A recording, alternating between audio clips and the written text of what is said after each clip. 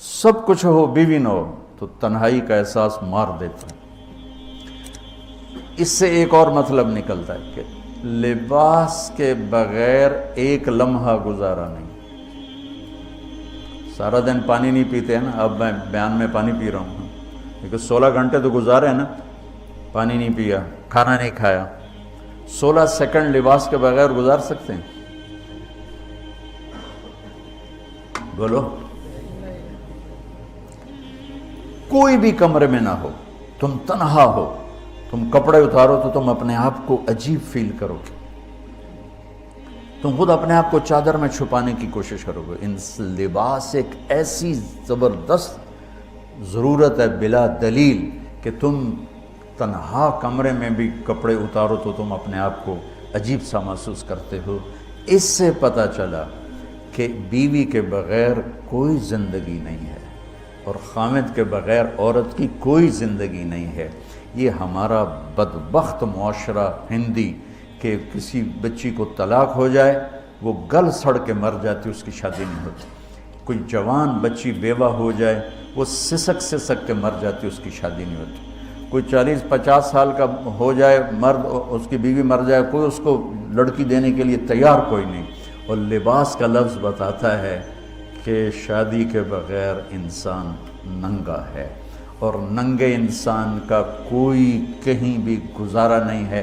لفظ لباس بتاتا ہے کہ ہم اس چیز کو رواج دیں کہ شادیاں ہوں، بیوہ کی شادی ہو، مطلقہ کی شادی ہو، کوئی کس کی بیوی مر جاتی ہے۔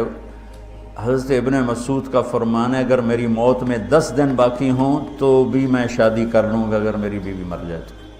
ابو ہریرہ کہتے ہیں اگر میری زندگی میں 7 دن باقی ہوں اور میری بیوی مر جائے تو میں 1 ہفتہ بھی شادی کے بغیر نہیں رہوں گا، میں شادی کر لوں گا۔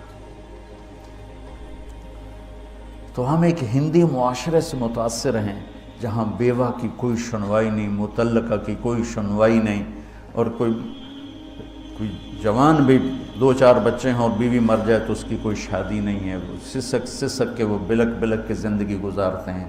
ہم لوگ اس کو رواج دیں۔ لباس، لفظ لباس بتا رہا ہے کہ جیسے لباس کے بغیر ایک لمحہ آدمی چین سے نہیں بیٹھ سکتا، ایسے ہی اس رشتے کے بغیر زندگی میں کوئی خوبصورتی نہیں، کوئی حسن نہیں۔ میں نے جیسے کہا لباس سب سے قریب ہے، تو اس کے بعد بیوی کا نیب پہنے ہو تو آستینیں چڑھا لیتے ہیں کہ کہیں کوئی شوربہ، کچھ سالن ادھر نہ لگ جائے، ادھر نہ لگ جائے۔ میں جب بھی بیٹھتا ہوں تو میری بیوی کہتی ہے آستینیں چڑھاؤ، آستینیں چڑھاؤ، لگنا چاہے۔ اور آگے ہم کیا کرتے ہیں، تولیہ رکھتے ہیں، نیپکن رکھتے ہیں، رومال رکھتے ہیں۔ بڑے بڑے ہوٹلوں میں جاؤ تو پہلے وہ ساتھ رکھا ہوتا ہے کہ کوئی کھانے کا ذرہ گرے، سالن کا کوئی قطرہ گرے تو آپ کے کپڑے خراب نہ ہوں۔ ہم کیچڑ میں جا رہے ہوں تو ہم اپنے پاؤں گندے کر لیتے ہیں، کپڑے گندے نہیں ہونے دیتے۔ اپنے شلوار اوپر کر لیتے ہیں، پتلون اوپر کر لیتے ہیں، پاجامہ اوپر کر لیتے ہیں۔ تو جب کہیں سے کوئی آنے لگے ایسی ناگواریاں تو اپنے اوپر لے لو، بیوی پہ نہ آنے دو۔ ہم کپڑا بچاتے ہیں یا پاؤں بچاتے ہیں؟ کپڑا بچاتے ہیں، شلوار اوپر ٹانگ لیتے ہیں، کرتے کو یوں سمیٹ لیتے ہیں۔ تو جتنا کیچڑ ہے حالات کا، واقعات کا، اخلاق کا، وہ کیچڑ اپنے اوپر لے لو، بیوی کو بچا لو۔ اور بیوی کیا کرے؟ وہ جتنا کیچڑ ہے حالات کا، واقعات کا، ناگواریوں کا، اپنے اوپر لے لے، خامد کو بچا لے۔ لباس کا اور کیا کام ہے؟ یواری سواتکم، یہ تمہارے عیب چھپاتا ہے۔ تو میرا کام کیا ہے؟ میں بیوی کی کمیاں چھپاؤں، ڈھنڈورا نہ پیٹوں۔ بیوی کا کام کیا ہے؟ خامد کی کمیاں چھپائے، ڈھنڈورا نہ پیٹے۔ دوسرا کام کیا ہے لباس کا؟ وریشہ، لباس مجھے خوبصورت بناتا ہے۔ یہ ایک واحد رشتہ ہے جو زندگی کو خوبصورت بناتا ہے۔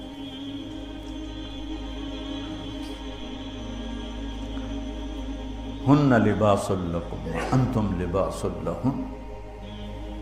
تو لباس کیا کرتا ہے؟ زیب و زینت۔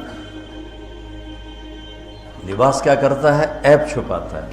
لباس کیا کرتا ہے؟ خوبصورت بناتا ہے۔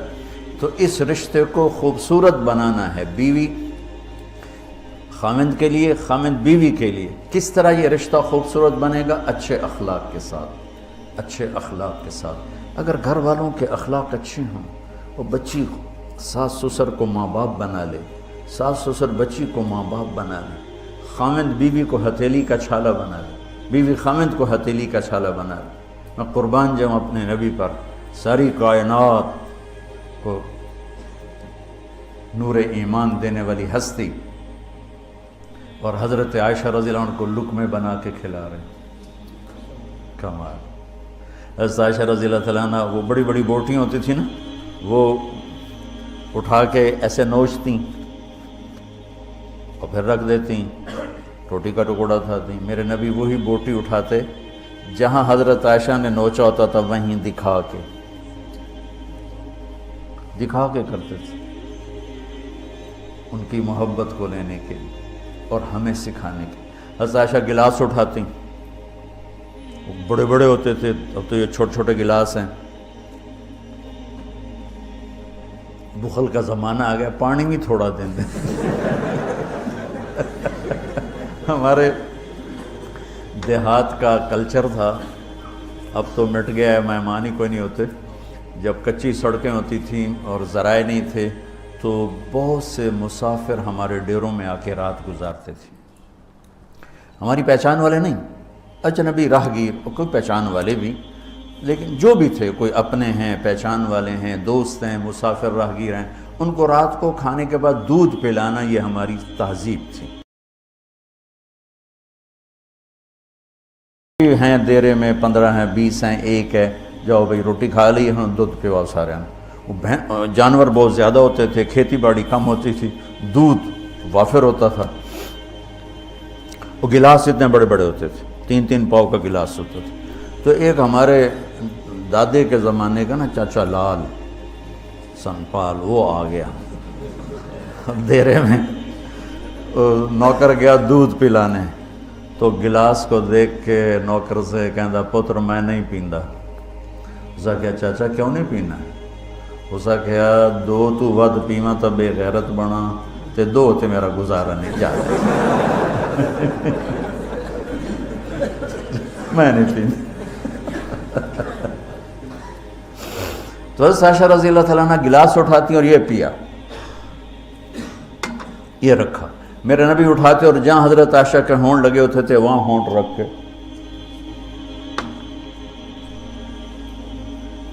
یہ زندگی سکھائی ہے۔ یا عائشو، کیا محبت سے بولا عائشہ نے، یا عائشو، یہ عاشقانہ انداز ہے، محبوبانہ انداز ہے۔ یا حمیراء، عائشہ آؤ دوڑ لگائیں۔ عائشہ مجھے پتہ چل جاتا جب تو میرے اوپر ناراض ہوتی ہے۔ حضرت عائشہ نے کہا وہ کیسے؟ کہ جب تو میرے اوپر ناراض ہوتی ہے نا تو یہ نہیں کہتی مجھے رب محمد کی قسم، تو کہتی مجھے رب ابراہیم کی قسم۔ جب تو میرے اوپر راضی ہوتی ہے تو کہتی ہے مجھے رب محمد کی قسم، اور جب تو میرے اوپر ناراض ہوتی ہے تو کہتی مجھے رب ابراہیم کی قسم۔ کہ یا رسول اللہ صلی اللہ علیہ وسلم نام ہی آپ کا نہیں لیتی، میرا تو دل آپ پہ کیا، میری جان قربان ہے آپ پر۔ عرب کے ماحول میں اظہار عشق عیب تھا بیوی سے، ہاں معشوق سے اظہار عشق، ساری شاعری بھری پڑی، تم نے شعراء جاہلیت پڑھو یا بعد کو پڑھو، بھری پڑی۔ وَهَلْ تَبْكِينَ لَيْلَا إِذَا مِتُّ قَبْلَهَا وَقَامَ عَلَىٰ قَبْرِ النِّسَاءُ النَّوَائِحُ لَيْلًا كَمَا لَوْ أَصَابَ الْمَوْتُ لَيْلًا بَكَيْتُهَا وَجَادَ لَهَا دَمْعًا مِنَ الْعَيْنِ الصَّافِحُ وَأَغْبِطُ مِنْ لَيْلًا بِمَا لَا أَنَالُهُ بَلَا كُلُّ مَا قَرَّتْ بِهِ الْعَيْنُ طَائِعُ وَلَوْ أَنَّ لَيْلًا، دیکھو لیلہ لیلہ لیلہ، 4 شعر ہیں لیلہ، ہر شعر میں لیلہ۔ وَلَوْ أَنَّ لَيْلَ الْأُخَيْلِيَّةَ سَلَّمَتْ عَلَيَّ بَدُونِي جَنْدَلٌ وَصَفَائِحُ لَسَلَّمْتُ تَسْلِيمَ الْبَشَاشَةِ أَوْ زَقَى إِلَيْهَا صَدًا مِنْ جَانِبِ الْقَبْرِ سَائِحُ۔ وہ بڑے زور شور سے لیلہ لیلہ لیلہ اپنے اشعار میں کہہ رہا ہے، لیکن بیوی سے اظہار عشق عیب، موت، اس ماحول میں جس میں بیوی سے اظہار عشق ایک عیب تھا اور معشوق سے اظہار عشق شاعری بھری پڑی۔ ترکت ہوا لیلا وسعد بمعزل، کیا کیا خوبصورت شاعری ہے۔ बेबिश्शमूस الجانحات غواربا اللابسات من الحرير جلابيبا حاولنا تفديتي وخفنا مراقبا فوضعنا أيديهن فوق ترائب.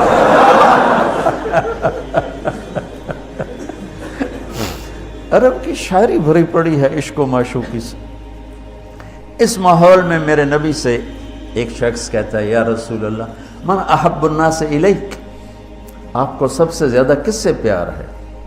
بھری محفل ہے، مسجد الگ نہیں کہ یوں کر کے پوچھ رہا ہو، بھری محفل میں آپ سب سے زیادہ کس سے پیار کرتے ہیں؟ تو آپ نے زور سے کہا عائشہ سے.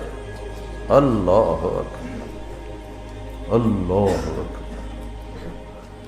ہائے ہائے ہائے.